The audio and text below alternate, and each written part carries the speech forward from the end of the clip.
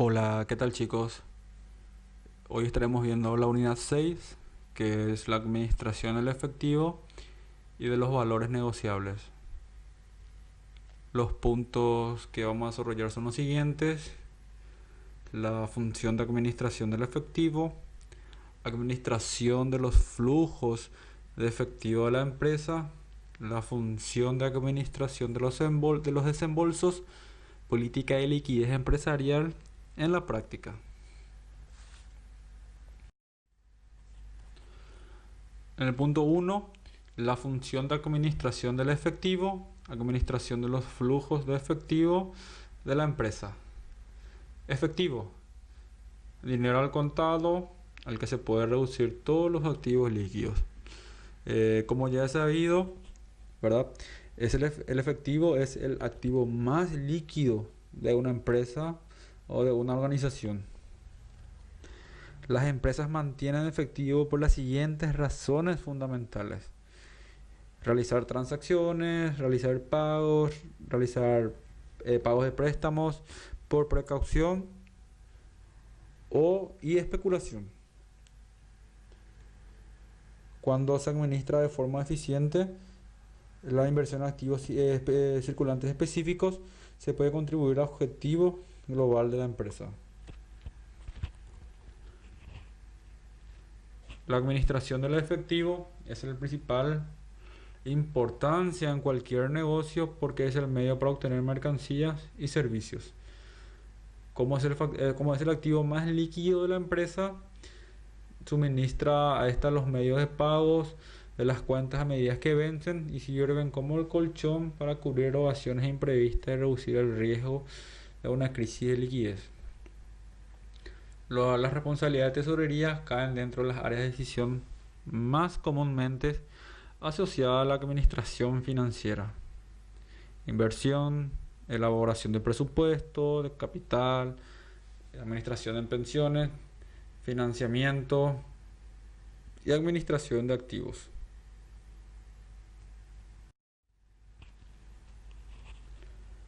En el punto número 2, la función de la administración de los desembolsos. Lo que busca el administrador de los desembolsos y objetivo del presupuesto de flujo de caja se expresan a continuación. El administrador financiero dice, busca el punto óptimo: tener suficiente efectivo, pero no demasiado.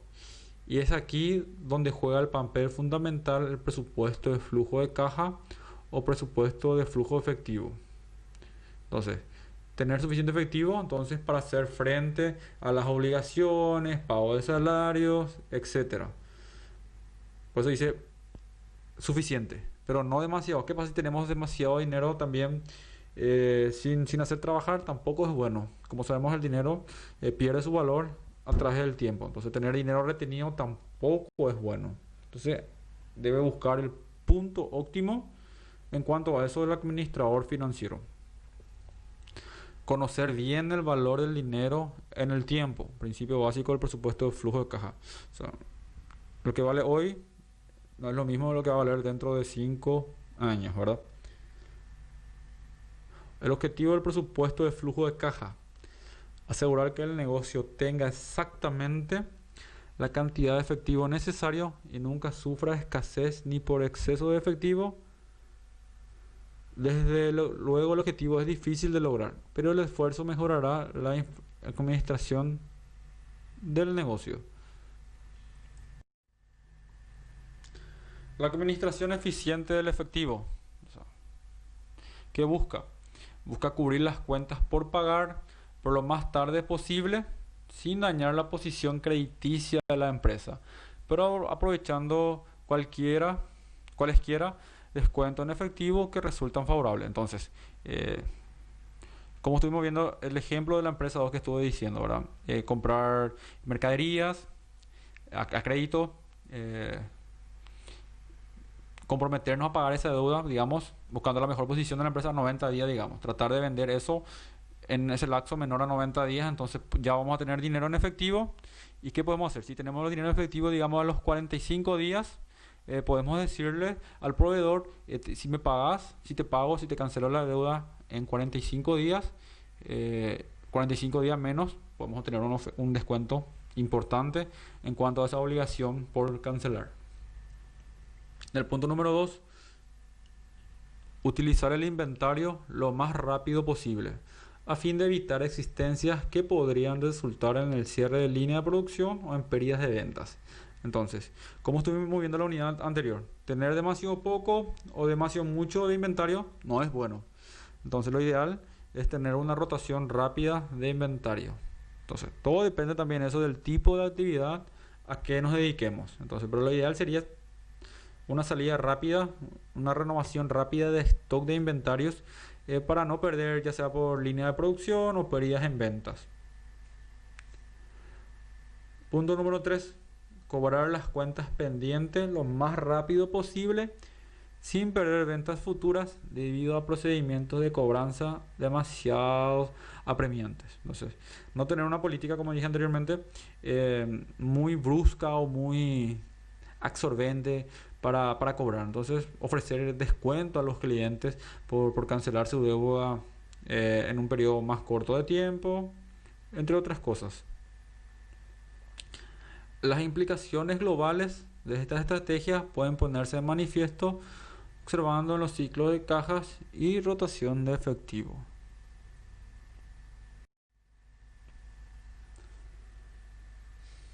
¿Cuáles son los principios básicos de la administración de efectivo? Como primer principio, siempre que sea posible se deben incrementar las entradas de efectivo. Ejemplo, incrementar el volumen de ventas, incrementar el precio de ventas, mejorar las mezclas de ventas, impulsando el mayor margen de contribución, eliminar descuentos. Entonces, tener como primer principio, tratar de generar mayor volumen de ventas para así aumentar la entrada de efectivo. Como segundo principio, siempre que sea posible se deben acelerar las entradas de efectivo. Incrementar las ventas por ejemplo, incrementar las ventas al contado, pedir anticipo a los clientes y reducir plazos de créditos. Entonces, como segundo principio, acelerar las entradas de efectivo.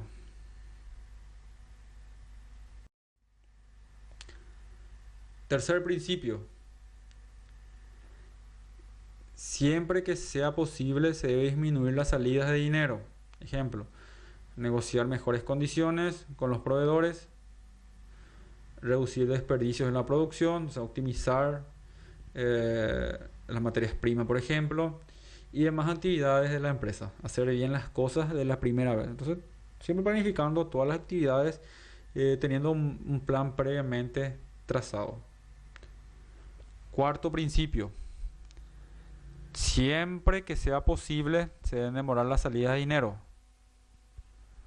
Ejemplo, negociarlos con los proveedores los mayores plazos posibles o adquirir los inventarios y otros activos en el momento más próximo o cuando vamos a necesitar. Entonces, una vez que manejemos una rotación de inventario de acuerdo a la etapa de venta, como sabemos, todo tiene su etapa de alza de venta o disminución de venta, entonces manejar esos plazos para poder negociar los inventarios o tratar de ampliar lo máximo posible los plazos de cancelación de las deudas con proveedores y así poder cobrar más rápido las deudas a los clientes.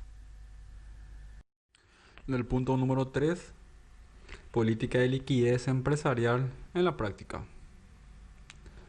La política de liquidez de las empresas se basa en estrategias financieras que deberían estar en correspondencia con la estrategia maestra que se haya decidido a partir del proceso de planeación estratégica de la organización. Cada estrategia deberá llevar el sello distintivo que le permita apoyar el cumplimiento de la estrategia general y con ello la misión y los objetivos estratégicos, ¿verdad? Hay fundamentos de las estrategias financieras para el largo plazo. En el punto A, sobre la inversión. Y nos dice que hay 4 tipos de estrategias: ofensivas, defensivas, de reorientación y supervivencia. por lo que para definir la estrategia se deberá seguir la organización acerca de la inversión. Resulta indispensable volver a examinar qué plantea la estrategia general del caso de cuestión. De este modo podrán distinguirse algunas de las alternativas, que son las de crecimiento y la de diversificación. Generalmente, si la empresa se propone a una estrategia ofensiva o de orientación, incluso en ocasiones defensivas, entonces es muy probable que las decisiones sobre de la inversión apunten hacia el crecimiento. En este caso corresponde precisar de modo que resulta conveniente crecer, existiendo diferentes posibilidades que se destacan en el crecimiento interno y externo, ¿verdad? El crecimiento interno obedece a la necesidad de ampliar el negocio como consecuencia de que la demanda sea mayor a la oferta, o por haber identificado la posibilidad de nuevos productos y o servicios que demanden la ampliación de la inversión actual, o sencillamente porque los costos actuales afectan la competitividad del negocio. En este caso se tomará decisiones que hay que tomarlas considerando alternativas de incremento de los activos existentes o de reemplazo por otros más modernos y eficientes. Entonces, se toma la decisión de crecimiento en cuanto, por ejemplo, cuando nos damos cuenta que la demanda ya está siendo mayor a la oferta. Entonces, necesitamos ampliar nuestra capacidad de producción para poder así satisfacer esta demanda que ya es superior a la oferta. O realizamos un estudio de mercado y nos dimos cuenta la necesidad de lanzamiento de un nuevo producto. Entonces, la ampliación de la inversión que actualmente estamos haciendo, o en todo caso, modernizar nuestras plantas, nuestros activos existentes.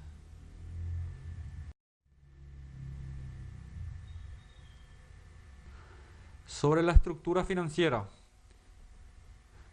La definición de estructura de financiamiento permanente de la empresa deberá definirse en correspondencia con el resultado económico que ésta es capaz de lograr. En tal sentido, vale destacar que las estrategias al respecto apuntan directamente hacia el mayor o menor riesgo financiero de la empresa, por lo que en la práctica en muchas ocasiones se adoptan estrategias más o menos arriesgadas dependiendo del grado de aversión al riesgo de los inversores y administradores, o simplemente como consecuencia de acciones que conllevan al mayor o menor endeudamiento, o sea, no a priori elaboradas, sino resultantes. Entonces, de acuerdo al tipo de aversión al riesgo que se tenga. Entonces, vamos a ver cómo vamos a endeudarnos. En la actualidad, las empresas buscan economía de recursos aprovechando el financiamiento con deuda al ser más baratos, ¿verdad? Y por estar sus costos exentos al pago de impuestos sobre utilidades. En la medida en que aumenta el financiamiento por deudas, también se incrementa el riesgo financiero. Eso es obvio, ¿verdad? Cuando más nos damos, el riesgo financiero es mayor de una empresa ante la mayor probabilidad de incumplimiento por parte de esta ante sus acreedores. Entonces, no se deduce de una simple deducción, la deducción en cuanto a la estrategia de seguir con las fuentes de financiamientos permanentes de las empresas. Evidentemente, funcionar con financiamiento ajeno es más económico, pero con su incremento aumenta el riesgo y a su vez aumentan los llamados costos de insolvencia. De modo que el ahorro fiscal logrado por el uso de deudas podría reducirse por el aumento de los referidos de costos de insolvencia. En el punto C, sobre la retención y o repartición de utilidades.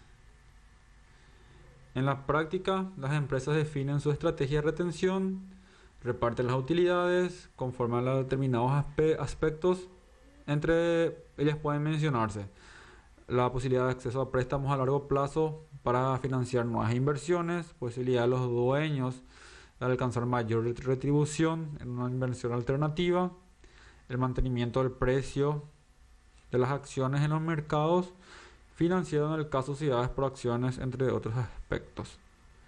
La estrategia con relación a la retención y reparto de utilidades se encuentra estrechamente vinculada con la estructura de financiera, pues esta decisión tiene un impacto inmediatamente sobre el financiamiento permanente de la empresa y provoca consecuentemente variaciones en la estructura de las fuentes permanentes. Entonces se decide si se va a repartir o se va a reinvertir las utilidades de la empresa.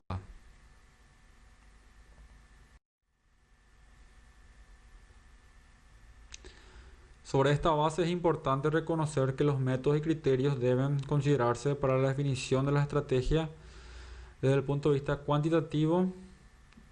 Son los mismos que se expusieron por el caso de la estructura financiera, aunque cualitativamente pudieran evaluarse además los efectos que podrían tener los relacionados con la anterioridad. La política debiera encaminarse a respetar aquella estructura financiera definida como óptica, pero sin perder de vista temporalmente pudiera resultar conveniente algún desvío de esta política o estrategia general en aras de conseguir el financiamiento requerido o en virtud de aumentar el rendimiento esperado o por mantener el precio de las acciones. Entonces hasta ahí los fundamentos de la estrategia a largo plazo.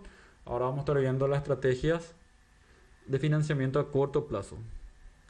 Sobre el capital del trabajo, como ya se ha señalado, el capital del trabajo de la empresa está conformado por sus activos circulantes o corrientes, entendiéndose por la administración del capital del trabajo a las decisiones que involucran administración eficiente de estos, conjuntamente con el financiamiento corriente o pasivo circulante.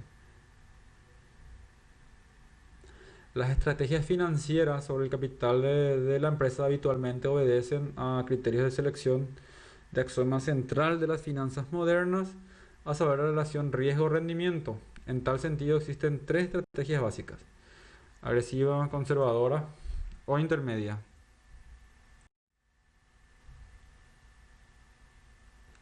La agresiva trata de alcanzar aras en el mayor rendimiento posible.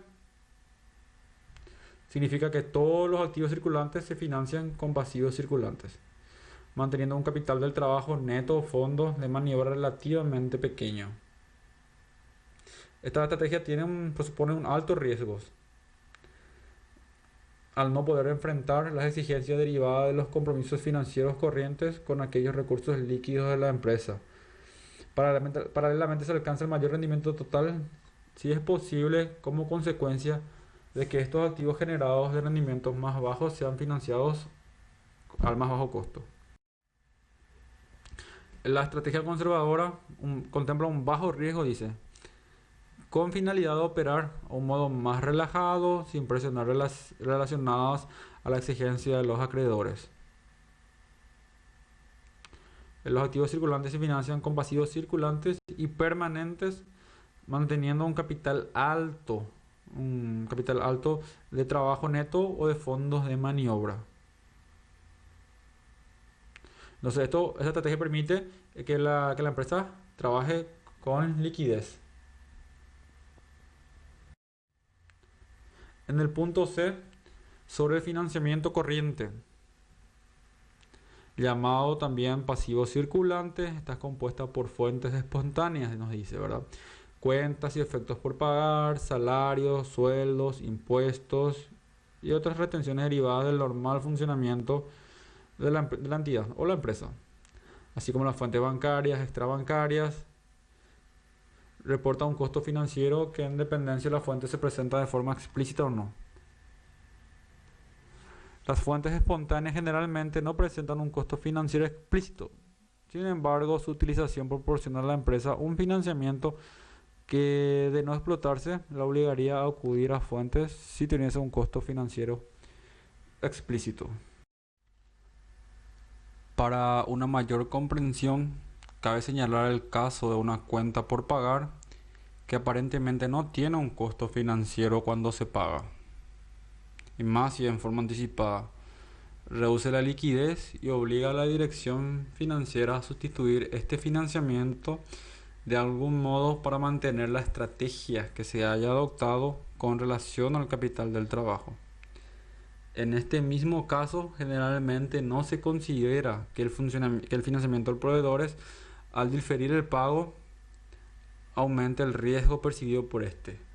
Y consecuentemente, este aumente el riesgo se traduce de algún modo adaptando comúnmente a la forma de incremento del precio.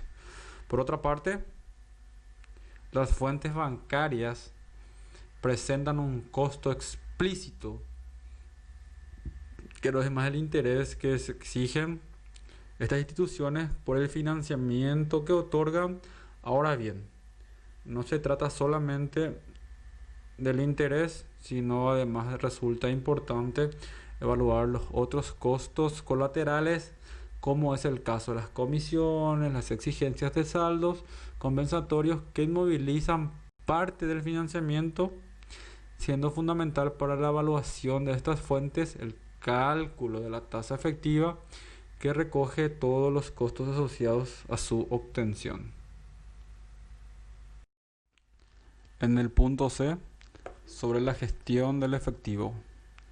Las decisiones sobre el efectivo de la empresa son en gran medida resultantes de los aspectos ya tratados con respecto a la estrategia sobre el capital del trabajo de la empresa. Sin embargo, su importancia en el desempeño generalmente se les trata de manera específica, enfatizando las políticas que deberían sugerirse con los factores condicionantes de la liquidez de la empresa, a saber, los inventarios, los cobros y los pagos. En tal sentido, las acciones fundamentales con relación al efectivo son reducir el inventario tanto como sea posible, cuidando siempre no sufrir pérdidas en ventas por escasez de materias primas y o productos terminados. Entonces, tener un punto óptimo, como dijimos en la clase anterior, ni muy poco ni demasiado en stock. Entonces, en un punto óptimo de la mercadería, también para no sufrir pérdidas de venta. ¿Qué pasa si nos quedamos sin stock? No vamos a poder vender, nuestra empresa va a perder credibilidad. Acelerar los cobros tanto como sea posible sin emplear técnicas muy restrictivas para no perder ventas futuras. Entonces, ver la forma de acelerar los cobros sin ser muy chocante, llamando cada rato a los clientes para no perder estas ventas, para no perder esa relación con los clientes. Los descuentos por pagos al contado, si son justificables económicamente, pueden utilizarse para alcanzar objetivos. Entonces, una forma de motivar al cliente. Entonces, si tenía un plazo de 90 días y viene pagada en forma adelantada, entonces tiene un pequeño descuento por adelantar su pago de deuda.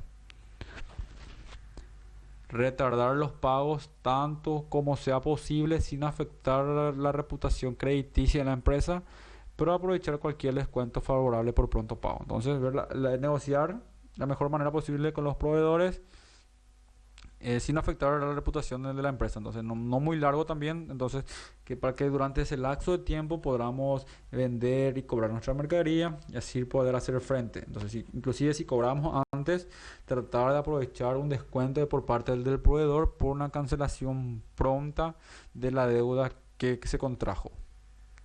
Entonces, hasta aquí la unidad. Muchas gracias.